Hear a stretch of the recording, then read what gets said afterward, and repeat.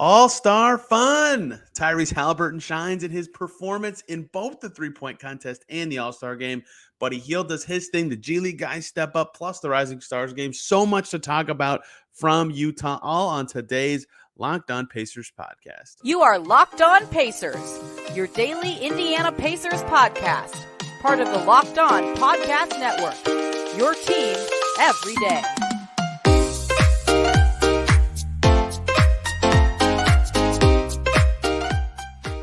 Welcome in to another edition of the Locked On Pacers podcast, where we, of course, talk about the Indiana Pacers. As always, my name's Tony East. I cover the team for Forbes and SI, and today it is All-Star Weekend, and we're talking all about it. Technically, it's concluded if you're listening to this, but it's still All-Star Weekend for me, and the teams don't return to practicing until Tuesday or Wednesday around the league in most cases, so we'll count it as a technicality. First and foremost, you can see this or hear this. Yes, not the usual video or audio quality. I am traveling in San Antonio, Texas, so you will not be getting the usual setup for this, but I can still talk about all the fun that was in Salt Lake City as the Pacers had 6 representatives in the All-Star Weekend events. A lot to get to with Tyrese Haliburton going crazy in his limited minutes in the All-Star game, the Rising Stars game. The Pacers won everything they were in except for the All-Star game. And I guess they didn't win the three-point contest, although they did have the best showing of any team. That's a gray area. That doesn't really count as winning, though. We'll just dive in to the All-Star game fun. And at the end, we'll talk about Indy being up next to host the All-Star weekend fun officially.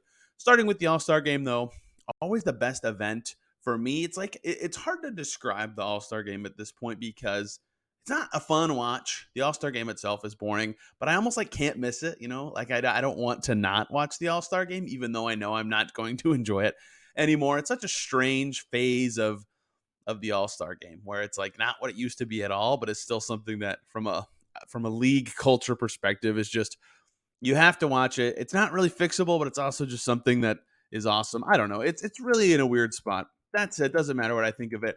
Tyrese Haliburton played in it for the first time of his career. First time All-Star for the Pacers, just 22 years old. Crazy to think about. 9 days now till Tyrese Haliburton is 23, and I can no longer call him a 22-year-old. He gets picked 8th. The draft was cool. They did it this year where they picked players right on the court. They had a stage set up, so it was like you were picking someone in a lineup setting that you did growing up. And Haliburton was picked 8th. He was Team LeBron's 4th pick in the draft, so no last pick shenanigans or anything like that. Although they did kind of change it so the starters were last, so he couldn't be the last pick anyway. But he was picked 8th amongst the reserves, 4th by LeBron, and I think he kind of wanted to be more on LeBron's team than Giannis's. I don't know that anyone really cares, but that's always fun for him. And on his team, De'Aaron Fox, his old teammate in Sacramento, Paul George, the trade tree that led from PG to Haliburton, still technically directly connected. So that was really fun. In general, I was hoping, and I think Derek Kramer from my Pacers blog was tweeting about this too, that Haliburton and Sabonis would be on the same team just to see the trade come full circle and see those guys be able to have one teammate interaction in an NBA setting. Didn't end up happening. Sabonis ended up on Team Giannis with Giannis's last pick of the reserve. Then the game starts, and it was just weird right away, right? Giannis dunks and then fouls to not play anymore, and LeBron hurts his hand in the first half, but first quarter goes by, it's tied, and Tyrese Haliburton doesn't play a single minute. Michael Malone coaching that team from the Western Conference. He's coaching the Nuggets. They have the best record in the West. Doesn't even check him into the game. Jaren Jackson Jr. did not play in the first quarter as well. Shai Gilgeous-Alexander, right? A lot of, coaches just feeling this thing out as well. Michael Malone joked after the game that it was one of the worst basketball games he's ever seen. So the quality of the game doesn't really matter. But Haliburton does not play in the first quarter. He finally gets in with 9:47 to go in the second quarter and immediately does Tyrese Haliburton thinks. His first stat was actually a steal. I think he was the second steal for his team the whole game. Not a big steals night for either team. 7 for Team LeBron. Haliburton finishing with one of those himself. So it's just not something you expect, but there we go. He got a steal right away. And then he did Haliburton things, 2 quick assists, one on an absolute dime on a platter to a cutting Anthony Edwards for a dunk for his first offensive stat. He got another assist right after that. And then really quick 7 points. A nice layup for his first bucket. The All-Star game jitters bucket. Remember, I think Sabonis' first bucket was also a layup, like off of an offensive rebound in Pacerland, and he got 7 points really quickly in his first half burst, including a dunk. I don't know if that counts in his contest with Buddy Hield, but took it in kind of half transition for the dunk. Again, no one's guarding anybody, so if you just dribble hard once, you'll get all the way to the rim, and that's what Tyrese Haliburton did. He had a right corner three. 7 points at halftime. Good first half. Got an in-game dunk was surprising, and what was really enjoyable was a lot of the Pacers parts of it beyond Tyrese Haliburton. Right, a lot of praise from Reggie Miller on the broadcast, both about Haliburton the player, how he plays, his makeup in general, and then also praise for his 3-point contest performance, which we'll talk about in the second segment. But fittingly, part of Tyrese Haliburton's 3-point contest was hitting 31 in one of the rounds, which was Reggie Miller's number. And then when Tyrese Haliburton came in, he checked in for Paul George. They give a little high five on the sub. And, if you followed the Pacers for a while, you know exactly why that is. Extremely poetic. And, his first stint ends, 7 points, 1 rebound, 2 assists, and 1 steal for Tyrese Haliburton, who then ends up sitting for a significant amount of time. Doesn't get back in until the fourth quarter. The fourth quarter untimed. They're playing to a score. Finally, when Team Giannis was close to finishing the Elam ending, Team LeBron started trying, but they were only kind of close because Haliburton was so good in his early fourth quarter stint. He scored 11 points in like a minute and a half of action, hit 3 threes, a nice layup, was absolutely on fire. So his team was getting blown out, but his minutes went awesome in that fourth quarter, right? They're getting absolutely smoked until he came in and came out. In the end, he finishes +9. Tyrese Haliburton was a +9. That was tied for the highest on Team LeBron with Julius Randle. I cannot believe I just said single game plus-minus from the All-Star game. But Haliburton, Jaylen Brown, Julius Randle, De'Aaron Fox, the only pluses on Team LeBron. Everybody else a negative, in some cases significantly so. It doesn't matter. It's the All-Star game. No one's trying. No one's keeping score. Jason Tatum and Donovan Mitchell were awesome. They were both on Team Giannis, and that kind of made the game what it was.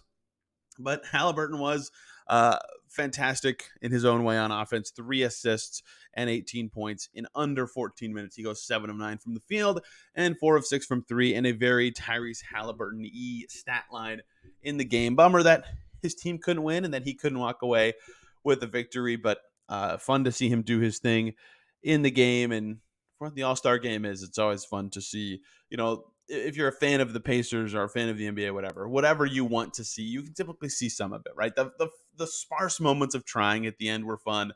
The Pacers-y moments were fun. It was just a good event.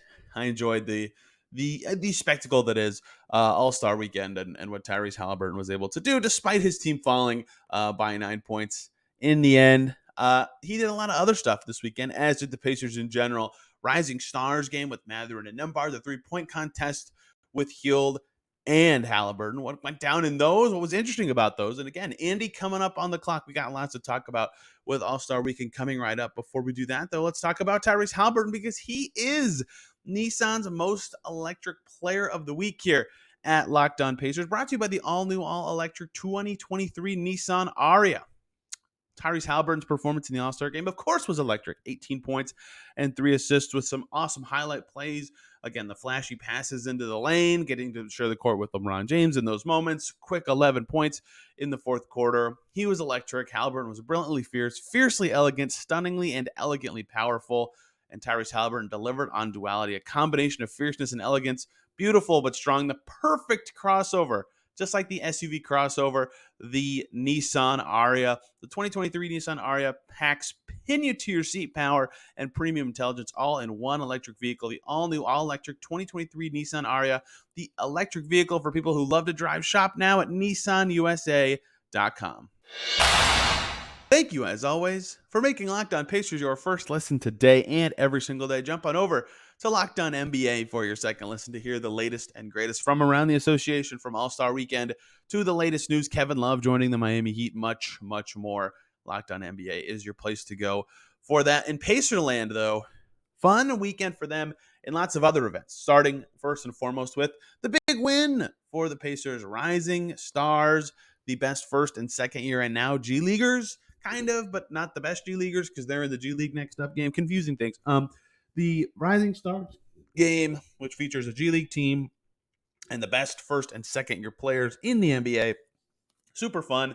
This game used to be like World versus USA, and then rookies versus sophomores. It's been a million things. Now it's just called Rising Stars. And I think the current iteration is actually really good. It's a good way to kind of explore various ways of basketball with the Elam ending in the 1 quarter setting and a changing little rapid fire tournament style. Either way, Pacers had Bennedict Mathurin and Andrew Nembhard participating in this, both drafted onto Team Pau Gasol, their coach. That was also a cool element of this event is Pau Gasol coaching one team, Deron Williams, Joakim Noah, and Jason Terry were the 4 coaches. Pau Gasol's team totally stacked. They were far and away the best team. Mathurin and Nembhard had a bit of an unfair advantage in this competition, given what their roster looked like. And the way this worked was the first game, it was a tournament. There were 4 teams. The first round between 2 different teams was played to 40, and then the championship game was played to 25. Team Pau, and I think they played Team Deron first. Deron Williams' team first, and then Team Joakim Noah's team in the finals. But their team was like loaded. It was not fair at all. But Mathurin looked fantastic. Like he is kind of built for these sort of events where you can kind of shine and be yourself. And because he's like an off the dribble guy who can get to the basket and can shoot a little bit, it's just like the perfect setting for a guy like him to do really well, right? And he even said at the event, he said, it's the first taste of what I want to do for the rest of my career. I'm going to put in the hard work to one day be an all-star. The Pacers shared that video on their social media account. I didn't obviously get that from him myself, but I thought that was telling. He said that too when he was originally named a Rising Stars participant, that he's like, yeah, this is cool, but I want to do more than this. And I think for him, being out there was more than just playing in this game. Obviously, it's a huge deal. Chris Duarte got it last year. Tyrese Haliburton did it last year. But it's about, 1, experiencing the all-star vibe and mentality, and 2, being around the people who get invited to All-Star Weekend is motivating and things like that. And he looked fantastic, right? He had 14 points in total in the 2 games. Again, only 65 total points scored by his team. So think about what 14 is in that setting. And he went just the right amount of hard to like look really good, but not look like he was going, doing too much or, doing more than everybody else. He scored the first points of the title game on like this wacky tip that just deflected right to him. The Pacers always get the advantages of these. Buddy Hield did as well in the regular season. And then he had the final assist on the last bucket, dishing it to Jose Alvarado for a right wing 3 that ended up giving his team the win. A good event and a good experience for him. Andrew Nembhard, look, as good as Andrew Nembhard has been for the Pacers, mainly defensively, he does not have an all-star weekend skill set. It's like kind of like when with Sabonis in these all-star games where, yeah, Sabonis is a beast of a player on a night-to-night basis in the NBA, but then Sabonis goes to the All-Star game and has 6 points and 4 rebounds and shoots 3 for 4 from the field. It's like the post-up handoff guy setting screens is not All-Star game material. Sabonis still an absolute joy. But again, Nembhard is, not like a flashy dribbler or an insane shooter or anything like that, but he had this sick pass to Jose Alvarado cutting into the lane for his highlight that was just absolutely beautiful. Kind of wrapped it around his body to the cutter. It was sweet. His only points in the whole event were from free throws. Did not actually hit a shot or anything like that. But from a Pacers perspective, A, both guys ended up playing well, and B, they were on a stacked team. So that's a win for them and a win for the Pacers to see their 2 guys do well in that first event. Then the next night, the 3-point contest. You can define this as a win for the Pacers if you want, even though they did not have an individual win the event. They had an unfair advantage because they were the only team in the league with 2 players after Anthony Simons did not play. And just to I'm burying the lead, Damian Lillard won the 3-point contest, which is well deserved. He's a very, very good shooter. But Hield did really well. And so did Haliburton in the first round, and then he did not do very well in the second round. But really fun event. It's sponsored by Starry. First of all, random aside, but I tried Starry at a Pacers game recently. It's good stuff. It's kind of like Sierra Mist, but a little bit better. So the way it worked for this event this year is there were 8 guys invited, and the top 3, they all went in the first round shooting their threes, and then the top 3 scorers go to the finals. And so only 3 guys scored more than 20 in those first rounds, and 2 of them were Haliburton and Hield. Hield had 23, which was just enough. He won the 3-point contest in 2020. If you remember, we were grilling him with questions about it last week. I asked him if he kept the trophy, and if so, where is it? He said, yeah, it's with my mom in the Bahamas, and he wanted to get another one so that he could have his own trophy at his house down south. But He did not ultimately win. Either way, though, 23 in the first round. He's done this before. Like, the hardest part of this isn't shooting. Like, you shoot threes all the time. It's like you miss one and you're like, uh-oh, people are watching. It's a global event. It's in a bajillion languages. Then you miss another and you're like, oh man, there's celebrities in the first row and there's, again, millions of people watching. And it's so hard to get out of your head at that point, especially because you don't shoot off a rack that much. You don't shoot these weird starry balls from really far away. It's just unique and odd. So it's all about staying in rhythm. Hield hit 23. Lillard in the first round, I think, hit 25. I can't remember exactly what his first round was. And then Haliburton went, and he had 31. That tied a record for the three-point contest. Fantastic first round for Tyrese Haliburton. I believe it was a Klay Thompson record that he ended up tying by doing so. It was sweet. He went bananas in that first round. And so then those are the three guys that went to the finals were Hield, Lillard, and Haliburton. And in the finals, you go in reverse order of your score. So Hield went first, Lillard second, and Haliburton third in that final round. Hield went first 25, right? Better than he did in the first round, but still worse than both Haliburton and Lillard did to start. So it seemed like he could win. He's going to be right in that mix, right? He's, again, in that range to do so. And he was ahead with one rack to go for Dame, and then Dame missed his first corner three. So he had to hit all four of his final four shots, including his last shot being a money ball, to get over Buddy Hield's points. And this was kind of sad, like the way they set up the camera. Like the big part of the screen is Damian Lillard shooting these corner threes, and then in the tiny corner they have a little shot of Buddy Hield off to the side so you can see his emotions as Lillard makes all four in the corner, and just so deflating for Buddy Hield. He will not be defending the crown. 26 for Hield, 25 for Hield, 26 for Lillard in that round. And Damian Lillard has the lead. But again, the way it was since it was reverse order of the first round and Tyrese Haliburton won the first round with 31, he would go last. So he knew he had to get 26, which he did at the start, right? He had a great shot at this. And then Haliburton had exactly what I talked about a second ago, where, once you start to miss, it's really hard to get out of that funk, just given the way it is. And also there's a lot of time between rounds and you going, right? So it's really tough to do. And he had a pretty poor start and never kind of recovered. He didn't either of the 4-point starry shots or what. I already forget what they were called. So he did not do as well in the finals. Hield and Haliburton both finished with exactly 48 points. Lillard ran away with it in the finals, though. Thought it was cool the way Dame talked about it afterwards. He said, I think all the best shooters in the history of our game, most of them have at least one of these. He was holding the trophy when he said that. That's what he was referring to. So I think it's like a big deal to shooters to win the three-point contest. He said, I wanted to get it done at least one time, so I'm happy I got it now. Now I can retire. He meant from the three-point contest. I don't know if he actually will or not, but Devin Booker has one, Klay Thompson has one, Steph has one, multiple, Buddy Hield does, right? Like, it's a big deal. So congrats to Dame. He deserved it. He was the most consistent guy, but the Pacers had the top scorer in the whole event and two guys do well in it. It sounds like they both might do it next year. Scott Agnes had the quotes from both of those guys about potentially doing it. But Haliburton's quote, which the Pacers directly shared, was just book Tyrese for next year. I'll be in the contest next year. I'm getting this back. So in Indy next year, if Haliburton is or isn't potentially an all-star, who knows?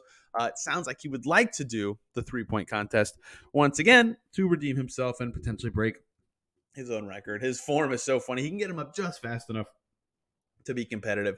Three-point contest is fun. No Pacers in the dunk contest. Mac McClung was fun and exciting and made the dunk contest interesting. Again, not going to talk about that, though, because the Pacers went in. Let's close out with two more things. The G League Next Up game featuring Trevelin Queen and Gabe York, as well as Indy on the clock for the 2024 NBA All-Star Game. Before we do that, though, let me talk to you guys about Built Bar. Looking for a delicious treat but don't want all the fat or calories? Then you got to try a Built Bar. We just got through the holidays about 2 months ago. If your goal this year is to eat a little healthier this year, then not compromising taste at the same time, that is where Built Bar can come in. You've got to try it. It's healthy and actually tasty. Seriously, they're so delicious. You won't think they're good for you. Perfect for a New Year's resolution. What makes them so good? Well, for starters, they're 100% covered in real chocolate. That's right, real chocolate. They come in unbelievable flavors like churro, coconut almond, and my favorite peanut butter brownie. I'm not sure how Built Bar does it, but they taste like candy bars while maintaining amazing macros. That's What makes them even better is they're healthy, only 130 calories, but 4 grams of sugar and a whopping 17 grams of protein, and no more waiting around to get your box. You don't have to order them anymore from Built.com. You can go to Walmart or Sam's Club and get them now. Head to your nearest Walmart today, pharmacy section. You can grab a box of Built Bars. They've got the 4-bar box, cookies and cream, double chocolate, or coconut puffs. If you're close to a Sam's Club, run and grab a 13-bar box with their hit flavors, brownie batter, and churro. You can thank me later or get them at Built.com. Try them today. You will not be disappointed.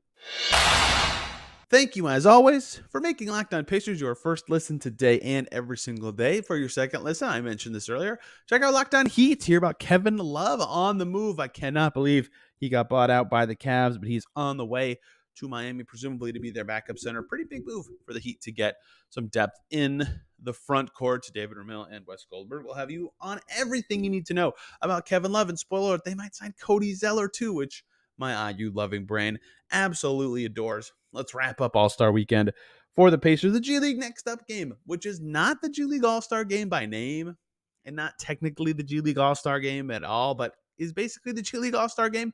The G League names most of the players, 10 of them get in by fan vote, and in general, it's the best players in the G League in this game. And 2 Mad Ants were named to this, one being Pacers two-way contract wing Trevelin Queen, the other being Gabe York, who, if you followed the Pacers closely last year, was also one of the guys on the Pacers on a 2-way contract to close out the season.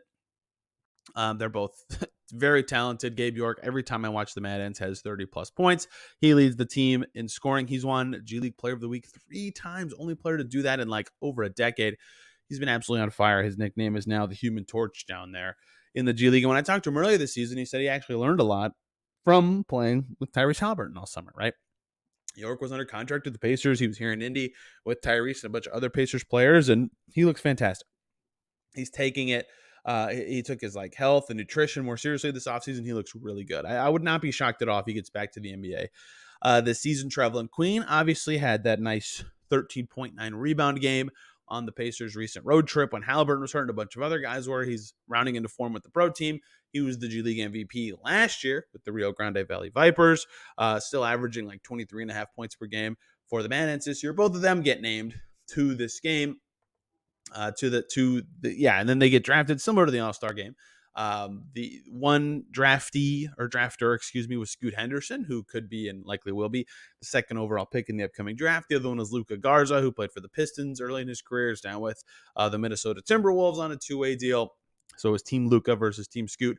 Both Queen and York played for Team Luka. That they dominated. They were up 14 at halftime. They ended up winning my 16 points. Trevelin Queen said, it's a great opportunity to showcase what I can do. And he did great. He had 19 points, which was, I think, the third most in the game.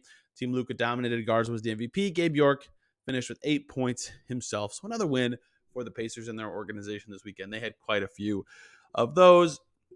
And Queen's been really good. And I am both pushing his name, but not only because he deserves it, because he played well in the G League Next Up game and won MVP for that league last year, but also because I had published a one-on-one interview with him on All Pacers just 2 days ago. If you would like to go read that and learn more about him and what he was thinking about and doing during the team's recent road trip and his minutes when he was in the rotation, right? I talked to him before they played the Bulls. He was their backup point guard that night, effectively, for much of the time. He opened up a little bit about his season so far, what vets have been helpful for him, what he's growing, things like that. Really good stuff. I also posted a one-on-one interview with Jordan Nwora, the newest Pacer on the wing. So if you want to get to know more about Jordan Nwora, who went up to Buffalo for his little sister's senior night during All-Star Weekend, you can also read that at SI Pacers. One-on-one interviews were flying for me. I couldn't be at all the All-Star stuff. But yeah, the G League stuff was fun. Trevelin Queen looks good. And the Mad Ants, just quick, brief update, because I haven't done like a Mad Ants segment in a while. I won't go too long on this. Are worth your attention this year, not only because they have 2 guys who are G League All-Star level, but Jermaine Samuels could have been in this mix too. I think between Queen, York, and Samuels, all 3 of them have been NBA caliber players this year. They had Norvell Pell. They just traded him away. He obviously has played in the league before. So has David Stockton. Obviously, so has Kendall Brown. They have a lot of, they're really good. They're really talented.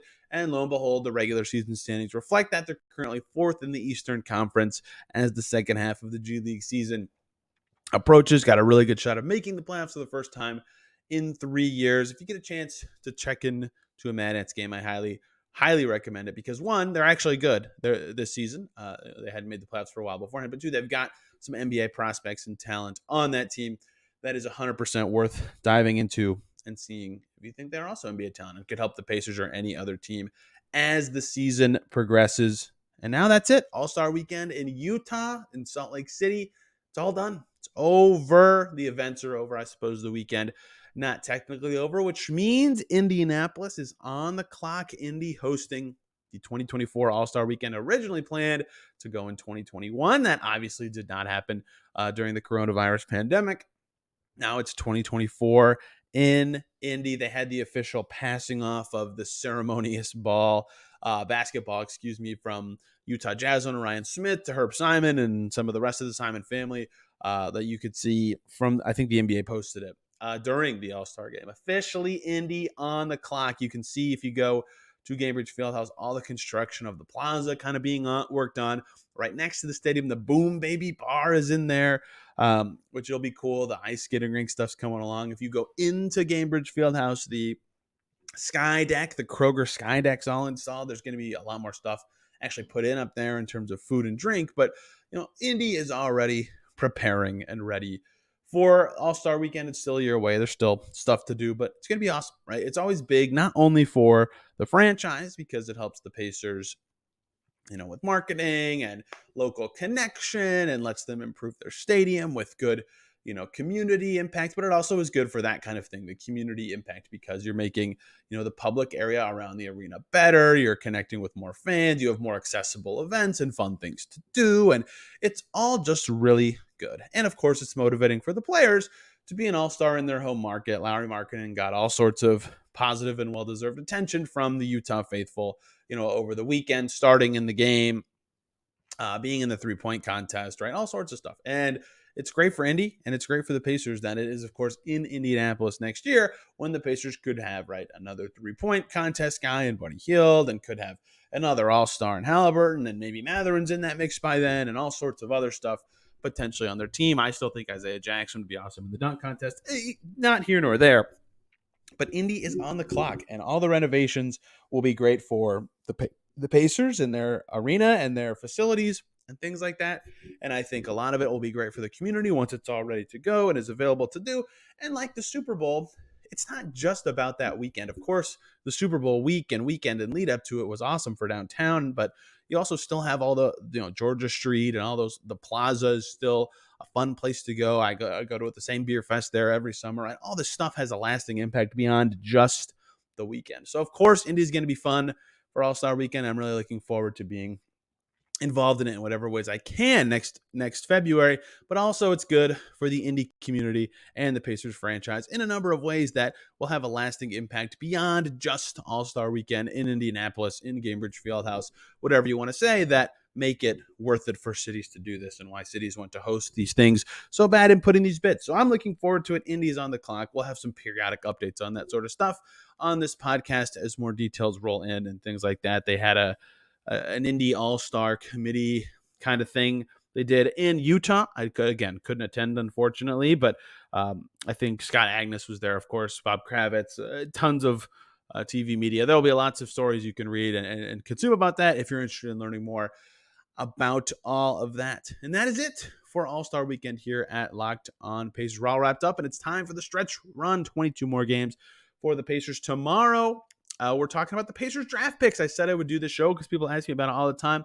What draft picks do the Pacers have in the 2023 draft? And if you're a Pacers fan, what should your rooting interests be for the rest of the season? I'll break it all down on tomorrow's show because it is kind of confusing. There's a lot going on. There's pick swaps. There's protections. There's a second rounder that could be great but could be awful. You'll get it all from me tomorrow, Wednesday. We'll see. And then Thursday, we're right back in the mix with games against Boston. A tough one for the Pacers coming out of the break. So lots of fun stuff coming here on Locked On Pacers that you will not want to miss. Thank you guys so much for listening. Hope you had a fantastic weekend. If you have Monday off for President's Day, enjoy it. We'll be back tomorrow. Can't wait to see you then.